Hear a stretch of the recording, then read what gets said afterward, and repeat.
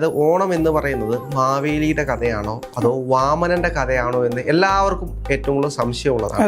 യഥാർത്ഥത്തിൽ ആരുടെ കഥയാണ് ഓണം? ആ വാമന പ്രതിഷ്ഠ ഉള്ള ഏറ്റവും നല്ല പ്രസിദ്ധമായിട്ടുള്ള ഒരു ക്ഷേത്രം കേരളത്തിൽ തൃക്കാക്കരയാണ്. വാമനാവതാരവും മഹാബലിയുടെയും കഥയാണ്. മഹാബലിക്ക് ഒരു മകളുണ്ട്.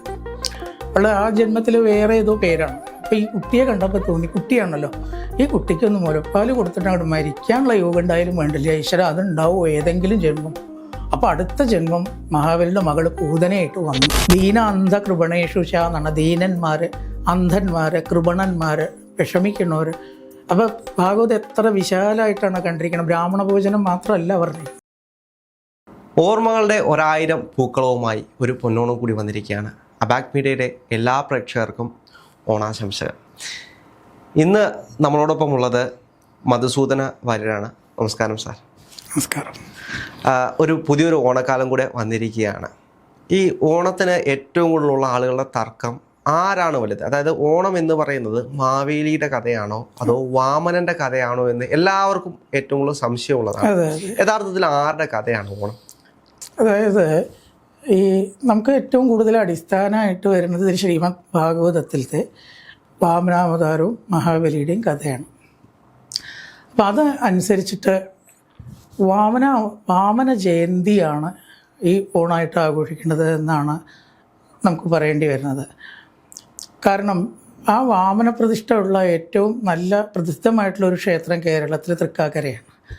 അപ്പോൾ ആ തൃക്കാക്കരയിൽ ഈ വാമനമൂർത്തിയെ ഓർക്കാൻ വേണ്ടിയിട്ട് 10 ദിവസത്തെ ഉത്സവം, അത്തച്ചമയ ഉത്സവം ആരംഭിച്ചതാണ്.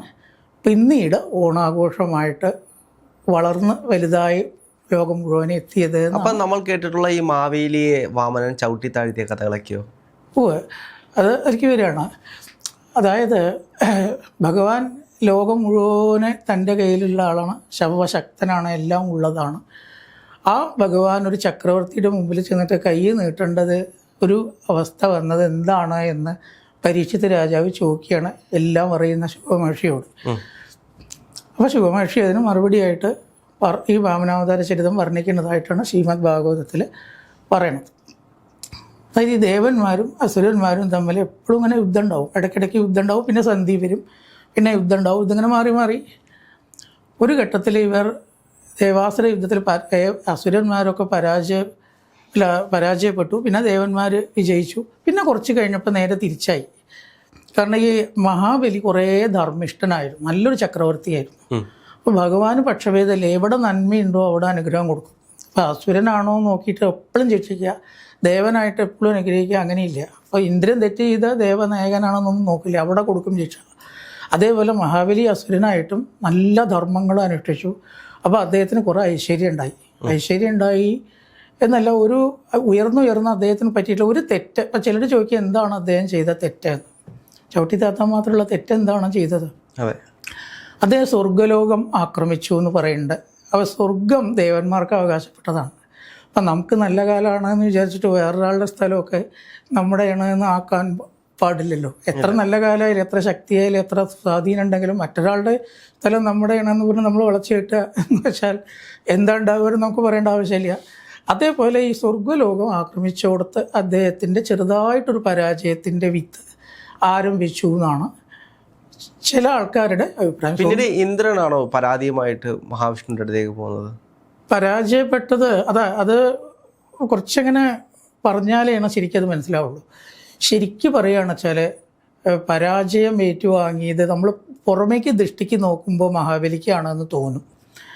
പക്ഷെ സത്യത്തിൽ ഇവിടെ സംഭവിക്കുന്നത് എന്താണെന്ന് വെച്ച് കഴിഞ്ഞാൽ ഇന്ദ്രൻ വന്നിട്ട് തൻ്റെ നഷ്ടപ്പെട്ട സ്വർഗം കീഴടക്കി എന്ന് പറഞ്ഞല്ലോ, നഷ്ടപ്പെട്ട സ്വർഗം തിരിച്ചു കിട്ടണം എന്ന് ഭഗവാനോട് അപേക്ഷിക്കുകയാണ്. അതേ സമയത്ത് മഹാബലിയുടെ സൽപ്രവൃത്തികൾ കാണുമ്പോൾ എങ്ങനെ അദ്ദേഹത്തെ ശിക്ഷിക്കും? അതും ഭഗവാൻ ശരിക്കും പറയാ ഒരു ചെറിയൊരു ധർമ്മസങ്കടത്തിലാവുകയാണ്. ഇതൊന്നും എല്ലാവരും ഇങ്ങനെയുള്ള വശങ്ങൾ ചിന്തിക്കില്ല. ഇന്ദ്രൻ പോയിട്ട് അപേക്ഷിച്ചു, മഹാബലിയെ ശിക്ഷിച്ചു, സ്വർഗം വാങ്ങിക്കൊടുത്തു എന്ന് പറഞ്ഞാൽ ചിലർ ചോദിക്കും ധർമ്മിഷ്ഠനായിട്ടുള്ള മഹാബലിയെ എന്തിനു വേണ്ടിയിട്ട് ചവിട്ടി താത്തി, അതിനെന്താണ് ന്യായീകരണം? അപ്പോൾ അതിനുള്ള ഉത്തരമാണ് ശരിക്കും പറയാച്ചാൽ നമ്മൾ കണ്ടെത്തേണ്ടത്. ഞങ്ങൾ എപ്പോഴും പറയാറുള്ളതും അതിനുള്ള ഉത്തരമാണ്. ഇവിടെ എന്താ ചോദിച്ചു കഴിഞ്ഞാൽ മഹാബലിയെ ഒട്ടും ശിക്ഷിക്കാനും വയ്യ, ഇന്ദ്രൻ ചോദിച്ചത് കൊടുക്കും വേണം. ഇത് രണ്ടും കൂട്ടി ശരിക്കും ഭംഗിയായിട്ട് യോജിപ്പിക്കുകയാണ് ഭഗവാൻ ചെയ്തത്. എന്താ കാരണം വെച്ചാൽ ഈ ദേവന്മാരുടെ മാതാവാണല്ലോ അതിഥി. അതിഥി ചെന്നിട്ട് കശ്യപനോട് സങ്കടം പറഞ്ഞു. നമ്മുടെ കുട്ടികൾ കണ്ടു സ്ഥാനം നഷ്ടപ്പെട്ട് അലഞ്ഞു തിരിയണം, ഇതിലും വലിയ ദുഃഖം ഒരു അച്ഛനും അമ്മയ്ക്കും വേറെ എന്താണ്? നാഥ, എന്തെങ്കിലും ഒരു മാർഗം, ഒരു പുത്രൻ നമുക്കുണ്ടാവണം, എന്നിട്ട് വേണം അസുരന്മാരോട് പകരം വീട്ടി ആ നഷ്ടപ്പെട്ട സ്വർഗമൊക്കെ തിരിച്ചു മേടിക്കാൻ. അപ്പം അതിഥിയുടെ ആവശ്യം ന്യായമാണ്, ഒന്നും തട്ടിപ്പറിക്കാനില്ല, നഷ്ടപ്പെട്ടത് മേടിക്കണം എന്നേ ഉള്ളൂ, ന്യായമാണല്ലോ.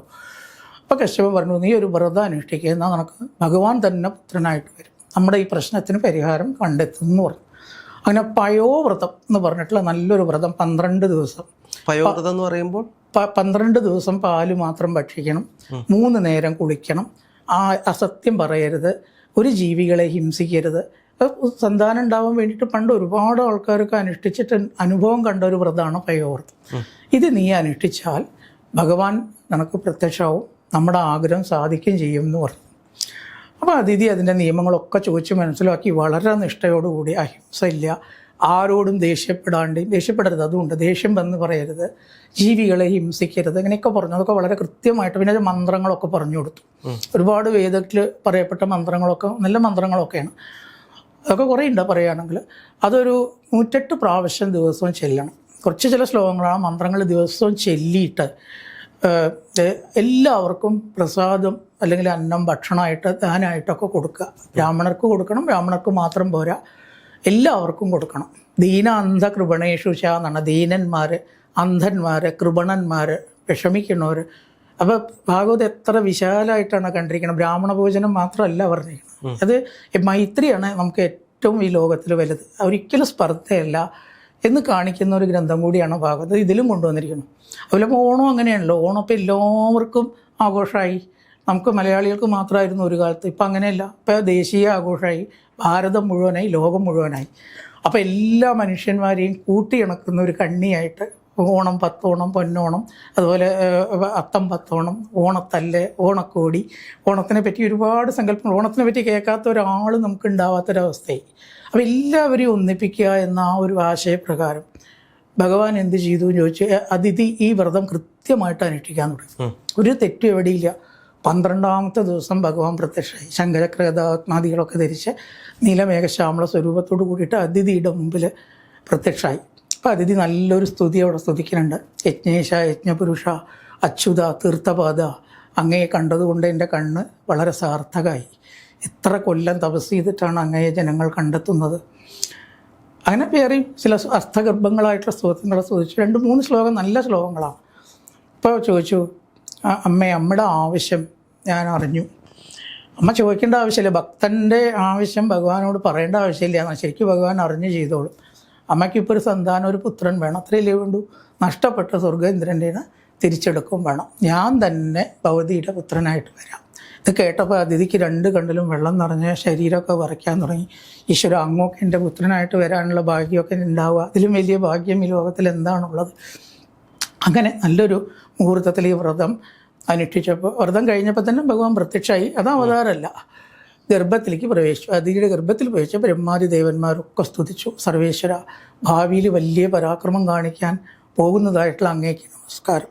ഞങ്ങളെപ്പോലെ ഈ ലോകത്തിലും സംസാരത്തിലും കുടുങ്ങിയിട്ടുള്ള ആളുകൾക്ക് അങ്ങല്ലാണ്ട് വേറെ ആരാണ് ആശ്രയം എന്നൊക്കെ പറഞ്ഞ് എത്രയും വേഗം അവതരിച്ച് അവതാര കാര്യങ്ങൾ നിർവഹിക്കണമെന്ന് ബ്രഹ്മാവ് ഒക്കെ സ്തുതിക്കുകയാണ്. അങ്ങനെ തിരുവോണത്തിൻ്റെയും അവിട്ടത്തിൻ്റെയും ഇടയിൽ ഒരു മുഹൂർത്തമുണ്ട്. അഭിജിത്ത് എന്നാണ് ആ മുഹൂർത്തത്തിന് പേര്. അതൊരു 27 നക്ഷത്രങ്ങളിൽ 28ാമത്തെ പറയാം, പക്ഷെ അത്ര ദൈർഘ്യമില്ല. അതുകൊണ്ട് 27 നക്ഷത്രം തന്നെ നമ്മൾ പൊതുവേ പറഞ്ഞു വരുന്നത്. 28ാമത്തെ ഒരു നക്ഷത്രം പോലെയാണത്. അഭിജിത്ത്, ചില പേരിടുമല്ലോ നമ്മൾ, അഭിജിത്ത് എന്ന് കുട്ടികളൊക്കെ അർത്ഥം അറിഞ്ഞിട്ടൊന്നല്ല പേരിടണം. അപ്പോൾ ആ മുഹൂർത്തത്തിൽ ഭഗവാൻ വിജയ എന്ന് പറഞ്ഞിട്ട് ഒന്നും കൂടി ഒരു മുഹൂർത്തമുണ്ട്. അഭിജിത്ത് മുഹൂർത്തത്തിൻ്റെ ഒരു ചെറിയ അംശമാണ് വിജയ.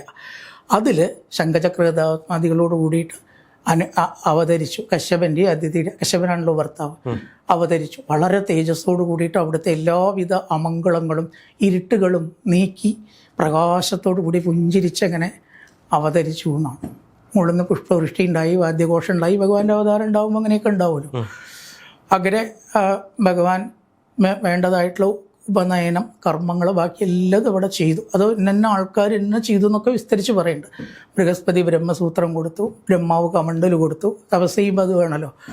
അതുപോലെ ഒരു വടി ഉണ്ടാവും ബ്രഹ്മചാരിയുടെ കയ്യിൽ, അത് ചന്ദ്രൻ കൊടുത്തു. കൃഷ്ണാജിനം എന്ന് പറഞ്ഞിട്ട് അത് ഉടുപ്പിച്ചു അമ്മയാണ് വസ്ത്രം ഉടുപ്പിച്ചത്. മേഖല കശ്യപൻ കൊടുത്തു, അരയിൽ കെട്ടണം. അതുകൊണ്ട് എല്ലാം വേണ്ടതോടെ വന്ന് ഇങ്ങനെ കൂടിയിട്ട് ഭഗവാൻ ഭംഗിയായിട്ടുള്ള ഒരു രൂപത്തിൽ ആർക്കും കണ്ടു കഴിഞ്ഞാൽ കണ്ണെടുക്കാൻ തോന്നാത്ത ഒരു രീതിയിൽ മഹാബലിയുടെ അടുത്തേക്ക് പോവുകയാണ്. മഹാബലിയുടെ അടുത്തേക്ക് 3 അടി മണ്ണ് യാചിക്കാൻ വേണ്ടിയിട്ട് പോവുകയാണ്.